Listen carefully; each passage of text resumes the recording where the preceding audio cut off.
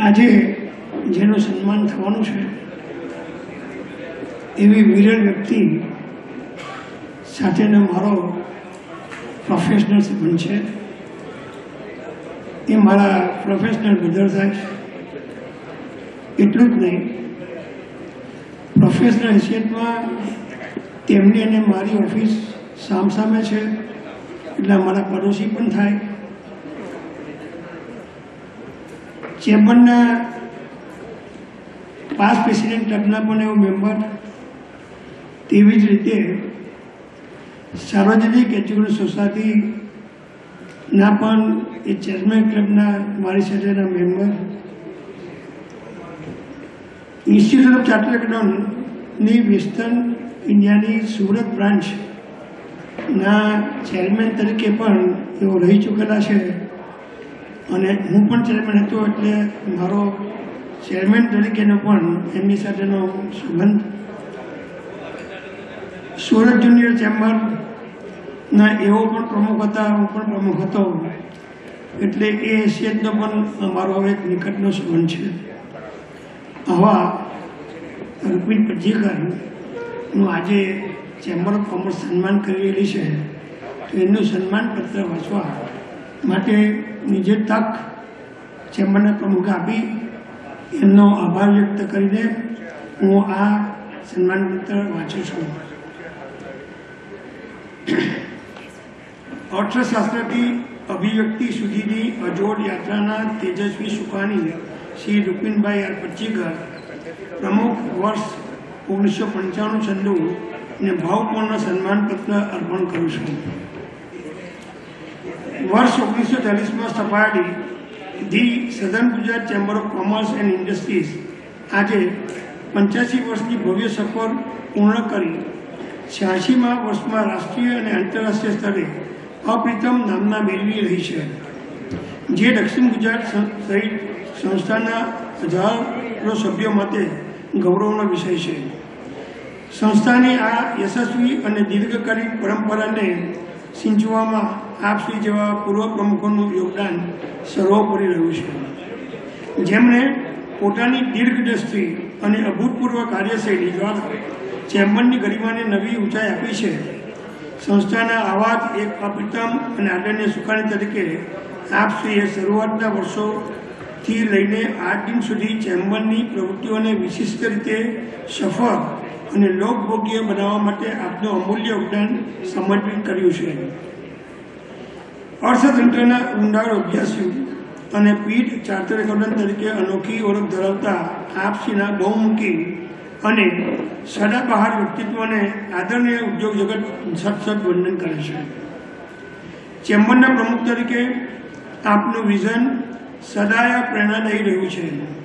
આજે સુરત પાસે જે ભવ્ય આંતરરાષ્ટ્રીય માળખું છે તે કન્વેન્શન સેન્ટરના સ્વપ્ન રસ્તા તરીકે સરસાના પૂર્વે યુનિવર્સિટી પાસે પ્રદર્શન કેન્દ્ર માટેની જમીન નક્કી કરી આપશ્રીએ પ્રથમ વિઝન સેવ્યું હતું. વર્ષ 1995-96ના આપના પ્રમુખપદના યાદગાર કાર્યકાળ દરમિયાન આપના અજોડ જોશ અને કાર્યશૈલીનો સંગમ આખી સંસ્થાએ અનુભવ્યો છે. આપના સમયમાં સમૃદ્ધિના ગ્રાઉન્ડ ફ્લોર પર યાન એક્સપો, એડપ્રો એક્ઝિબિશન, ફાઇનાન્સ મેળા અને ઓલ્ટરનેટ એનર્જી એક્ઝિબિશન જેવા 4 વિશિષ્ટ એક્ઝિબિશનનું આયોજન કરીને આપે સ્થાનિક વેપાર અને ઉદ્યોગને એક નવી દિશા ચીધી હતી.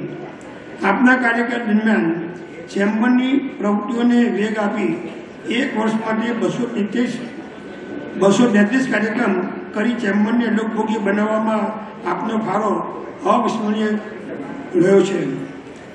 1996ના કેન્દ્રીય બજેટમાં આપની ધારદાર રજૂઆતોને પગલે તત્કાલીન નાણામંત્રી ડૉક્ટર મનમોહનસિંહે યાન પરની એક્સાઇઝ ડ્યુટી 45%થી ઘટાડીને 25% કરી હતી. આ ઉપરાંત ફિક્કીની ટેક્સેશન કમિટીના સભ્ય તરીકે આપે રાષ્ટ્રીય સ્તરે સુરતનો અવાજ બુલંદ કર્યો હતો. મેમ્બરના માધ્યમથી તે સમયે શોર્ટહેન્ડ અને ટાઈપિંગ જેવા કૌશલ્યલક્ષી અભ્યાસક્રમો શરૂ કરાવી આપે રોજગારીની તકો ઊભી કરી. આપશ્રી માત્ર અર્થતંત્રના જ પ્રખર પંડિત નથી, પરંતુ કલા જગતના પણ અજોડ આરાધક છો. 1973માં દક્ષિણ ગુજરાત યુનિવર્સિટી બેસ્ટ એક્ટર તથા 1978માં રક્તરંગી સૂર્યાસ્ત નાટકમાં શ્રેષ્ઠ અભિનેતાનો ગુજરાત રાજ્યનો એવોર્ડ મેળવવાથી લઈને 45 વર્ષના લાંબા વિરામ બાદ CA પર ગેલેરીઓ મોનો એક્ટિંગ રજૂ કરીને આપે આપની અંદર રહેલા કલાકારને જીવંત રાખ્યો છે. રાષ્ટ્રીય કલાકાંડ જેવી લબ્ધ પ્રતિષ્ઠિત સંસ્થાના સર્વોચ્ચ સ્થાને રહીને આપે કલા જગતને એક નવી ગરિમા બક્ષી છે. સાર્વજનિક એજ્યુકેશન સોસાયટીના ચેરમેન તરીકે આપશ્રીએ પ્રદાન કરેલા નવા આયામો ચીરસ્મરણીય બની રહેશે.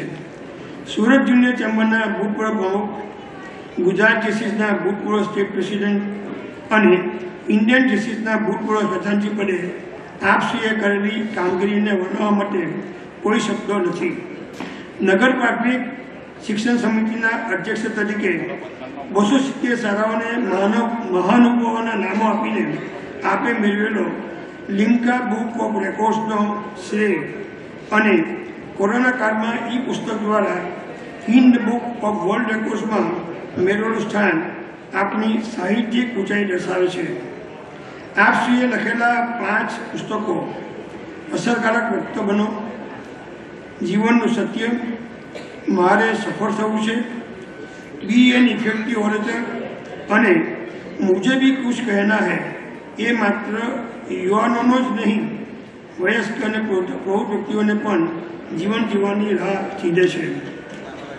ચેમ્બરની અત્યંત લોકપ્રિય સેન, પંચામૃત અને જીવન ગણિત સહિતના અનેક કાર્યક્રમોને આપે હંમેશા ખૂબ જ સફળ, પ્રભાવશાળી અને જીવંત સંચાલન કર્યું છે.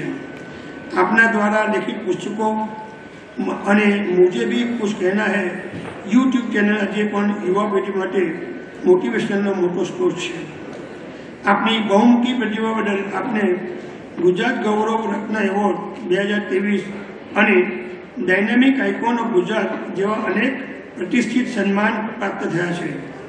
આજે પણ પત્રકાર કલ્યાણ નિધિના ટ્રસ્ટી તરીકે સક્રિય રહીને આપ પત્રકારત્વ અને વેપાર વચ્ચે સેતુરૂપ ભૂમિકા ભજવી રહ્યા છે. માત્ર ₹250માં લાઈફ મેમ્બર બનીને ચેમ્બરની ગરિમાને વૈશ્વિક સ્તરે સિંચનાર અને ઉંમરને માત્ર એક આંકડો સાબિત કરનારા આપ જેવા સદાબહાર, તેજસ્વી અને ગૌરવશાળી પ્રમુખનું સન્માન કરતા સંસ્થા અત્યંત ગૌરવ અને ધન્યતા અનુભવ છે.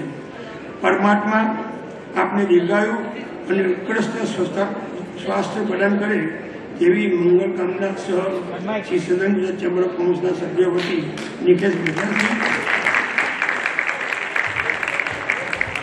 મારા તરફથી અને ચેમ્બરના સર્વ સભ્યો તરફથી એમને ખૂબ ખૂબ અભિનંદન. Thank you.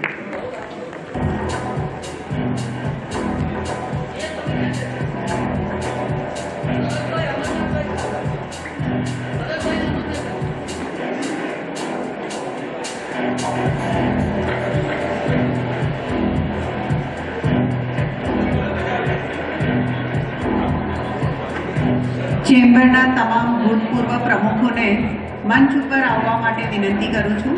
I request all the past presidents of the chamber to please come up on the dais. આશીષભાઈ ગુજરાતીને પણ વિનંતી કે તેઓ પણ મંચ પર પધારે.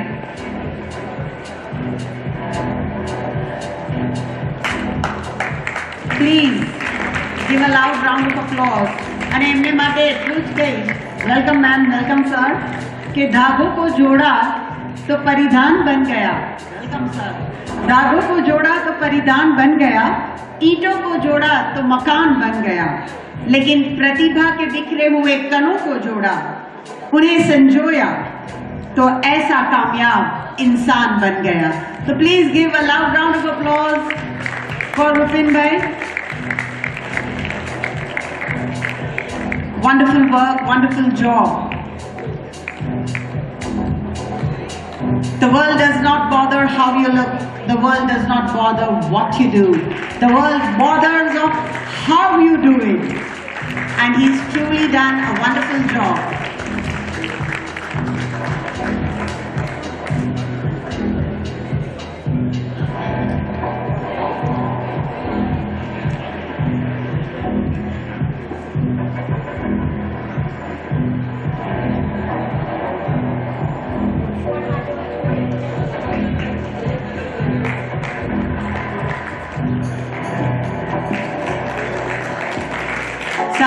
વ્યક્તિ પોતાના કાર્યોથી ઓળખાય છે અને સુંદર કાર્યો કર્યા છે માટે આટલો પ્રેમ અને આટલી શ્રદ્ધા મળે છે. પ્લીઝ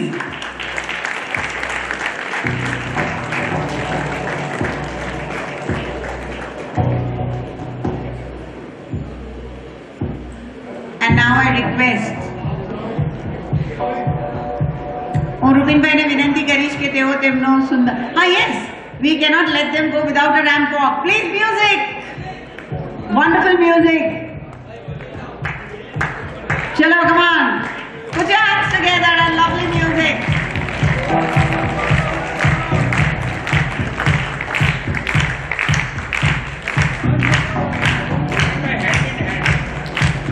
આમ પણ તાળીઓના ઘણા ફાયદા છે હેલ્થ માટે, એટલે પાડ્યા જ રાખો.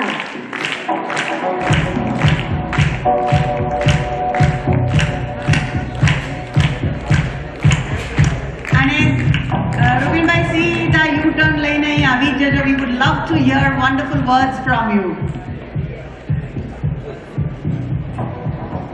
કોંગ્રેચ્યુલેશન.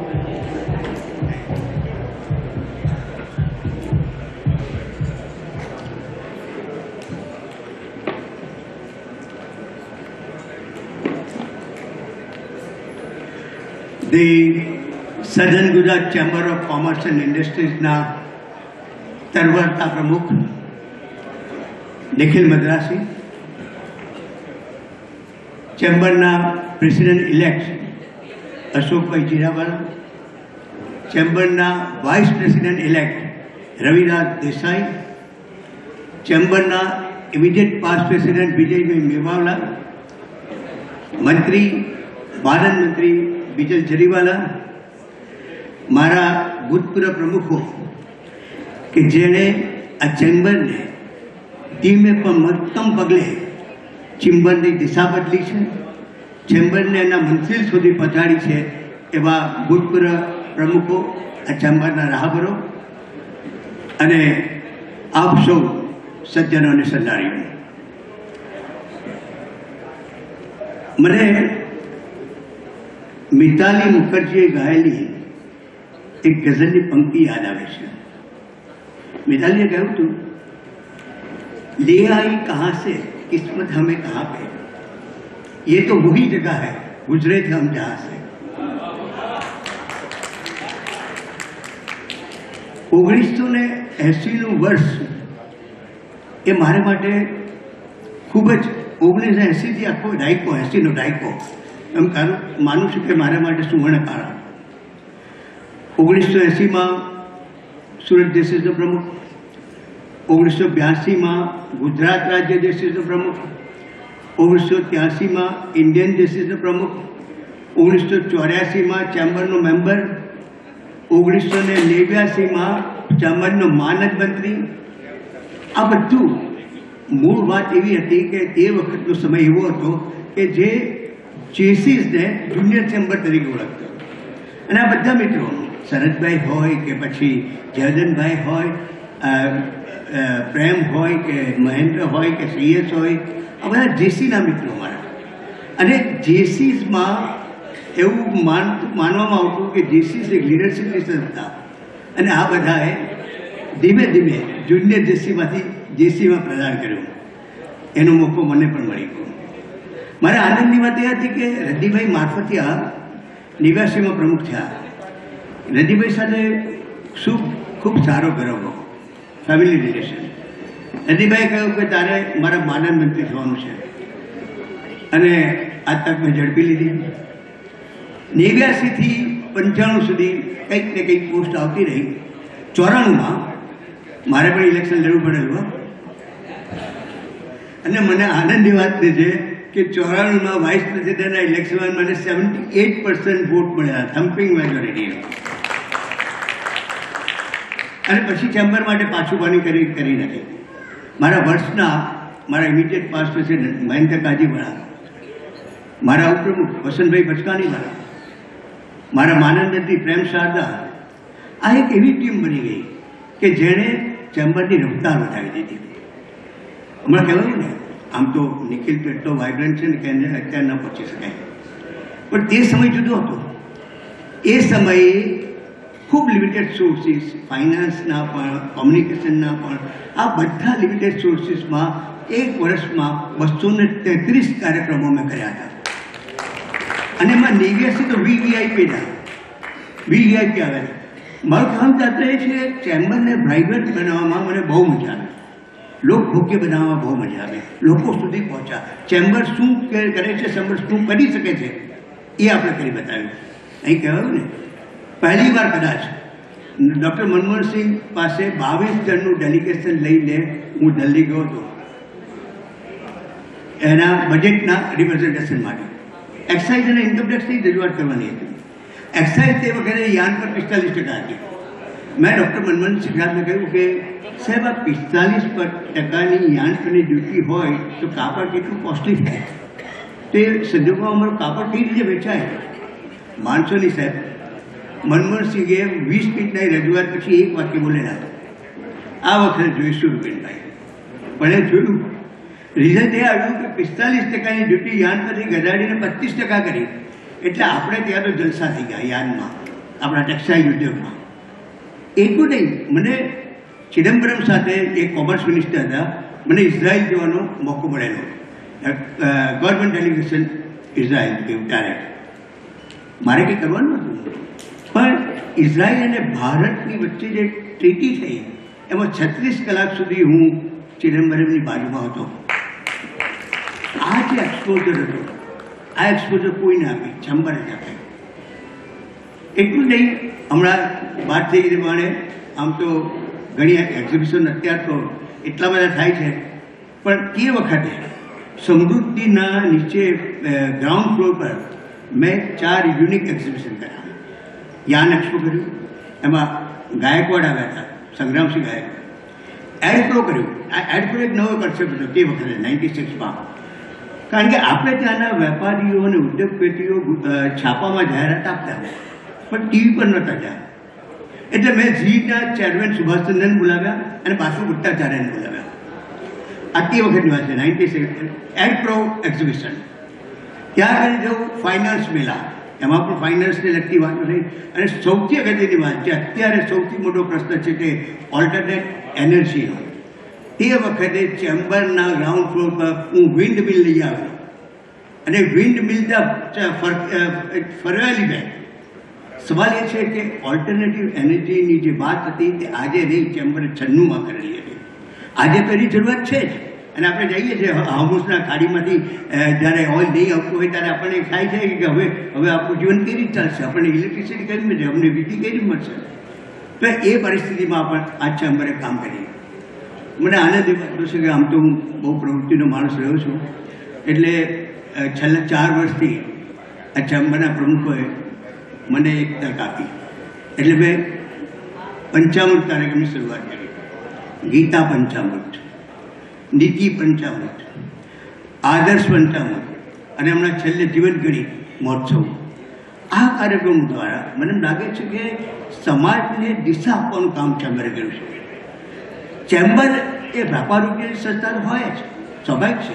એ પહેલી આપણી જરૂરિયાત છે વેપાર અને ઉદ્યોગને વિકસાવવાની. પરંતુ એમ માનું છું કે જે સમાજ સારો હોય એ જ વેપાર કરી શકે, એ જ પ્રગતિ કરી શકે. એટલે માણસને માણસ બનાવવા માટે પણ ચેમ્બરે કામ કર્યું. અને આજે બધી ગીતાની વાત કરી કે નીતિની વાત કરી, રામની નીતિની વાત કરી, તો એ ચેમ્બરે કર્યું છે. મિત્રો, એ ઘણું કહેવાયું છે અને ઘણું હજુ બાકી છે. એટલે બધું નહીં કહું, પરંતુ હું ખરેખર દિલથી નિખિલ મદ્રાસી અને એની એન્ટાયર ટીમનો ખૂબ ખૂબ આભાર માનું છું.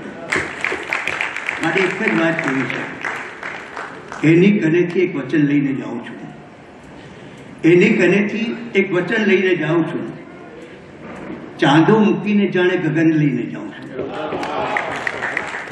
દેખાવ માટે એક સન્માન લઈને જાઉં છું, પરંતુ એમાં જ કિંતુ આખું ચગન લઈને જાઉં છું.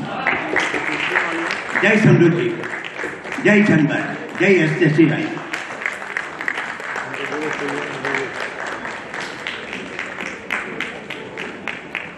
Absolutely wonderful and beautiful.